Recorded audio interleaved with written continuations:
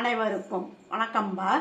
தமிழச்சி அனுசூயா கற்பதை தமிழிலிருந்து தமிழ் அறிஞர்கள் மற்றும் அவர்தம் தமிழ் தொண்டு பற்றிய தொடர் பார்த்து வருகின்றோம். அதன்படி இன்றைக்கு மற்றும் ஒரு கவிஞர் பெயர் தமிழ் ஒளி, அவர் பற்றிய முழுமையான கருத்துக்களை நாம் காண்போம். வாங்க வீடியோக்குள்ள போகலாம்.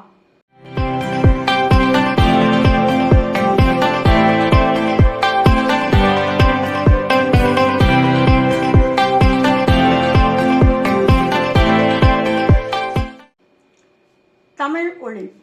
ஊர் குறிஞ்சிப்பாடி, ஆடூர் அகரம் அப்படிங்கிற ஊரில் இருக்கின்ற குறிஞ்சிப்பாடி என்கின்ற கிராமம் தென்னார்காடு மாவட்டத்தில் இருக்கின்றது.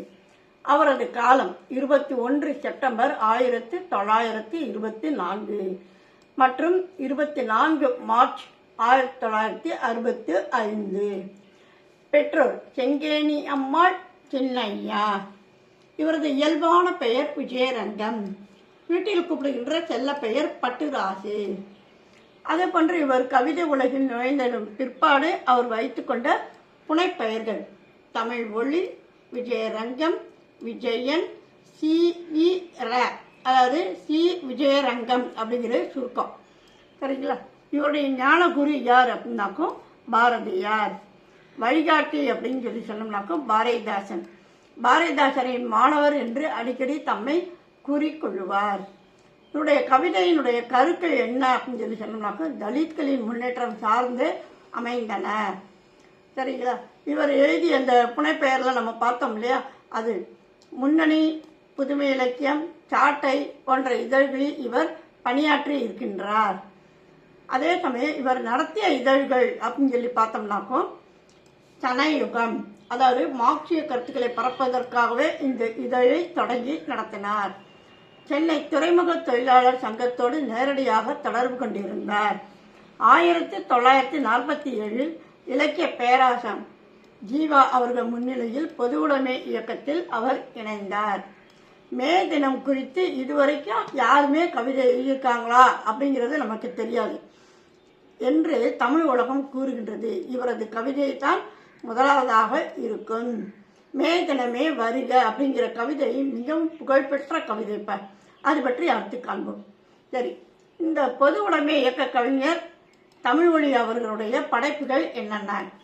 1944 முதல் 47 வரை கவிஞனின் காதல், அதே ஆண்டு நிலை பெற்ற சிலை, 47 வீராயி, 52 மே தின ரோஜா, 54 முதல் விதியோ வீணையோ, மாதவி காவியம், கண்ணப்பன் கிளிகள், புத்தர் பிறந்தார், கோசல குமாரி. இதெல்லாம் பார்த்தீங்கன்னா அவருடைய கவிதை நூல்கள். இந்த கவிதை நூல்களுக்குள்ள இருக்கின்ற தனி கவிதைகள் என்னென்ன அப்படின்னு சொல்லி பார்த்தோம்னாக்கும் 1948 நீ எந்த கட்சியில், 48 முதல் 62 வரை குழந்தை பாடல்கள் பாடியிருக்கின்றார். 51 மே தினமே நீ வருக. நன்றாக கவனித்துக் கொள்ளுங்கள், இது அடிக்கடி கேட்கப்படுகின்ற வினாங்குப்பா இது. சரிங்களா? 54 முதல் 66 வரை தமிழ் ஒளியின் கவிதைகள் என்கின்ற தனி கவிதைகள் அவர் எழுதியிருக்கின்றார். 87 மக்கள் கவிதைகள். அடுத்து 2001 அந்தி நிலா பார்க்கவா அப்படிங்கிற ஒரு கவிதை நூல்கள் எழுதியிருக்கின்றார். ஆய்வு நூல்கள் அப்படின்னு சொல்லி பார்த்தோம்னாக்கும்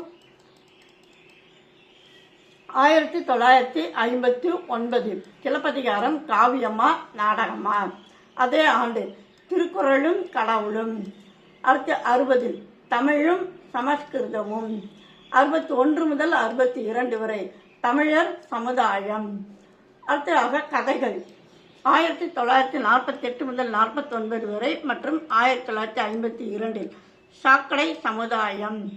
60 முதல் 61 வரை அறிவூட்டுகின்ற 100 அற்புத கதைகள்.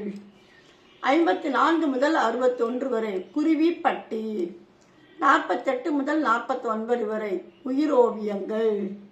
அடுத்ததாக இவர் எழுதியிருக்கின்ற குறு நாவல்கள் அப்படின்னு பார்த்தோம்னாக்கா 52 3 ஆண்களும் ஒரு பெண்ணும், 52 மாமாவின் சாகசம். அடுத்து வரலாற்று நூலையும் அவர் படைத்திருக்கின்றார். 52 தோழர் ஸ்டாலின். சரிங்களா? அடுத்து நாடகங்கள் அப்படின்னு சொன்னோம்னாக்கும் 1947 கவிஞர் விழா ஓரங்க நாடகங்கள். இவர் எழுதிய அச்சில் வெளிவராத மேடை நாடகங்கள். 1945 எழுதிய சிற்பியின் கனவு, 46 சேரன் செங்குட்டுவன், தோழர் ஸ்டாலின். இப்போ நம்ம பார்த்தோம் அது. சரிங்களா? ஆக தமிழ் அறிஞர்கள் ஒவ்வொருவரும் தாம் வாழ்ந்த காலங்கள் பற்றிய கணக்கு கிடையாது. தமிழுக்கு நாம் என்ன தொண்டு செய்கின்றோம், எந்த சிந்தனையில் தொண்டு செய்கின்றோம், அந்த அடிப்படையில் பார்த்தோமானால் கவிஞர் தமிழ்மொழி அவர்கள் பொது உடைமை இயக்க சிந்தனைகளை சமுதாயத்தில் விதைத்து முதலாக மே தினத்திற்கான ஒரு கவிதையை எழுதி வைத்த தமிழ் அறிஞர் ஆகின்றார். சரிங்களப்பா?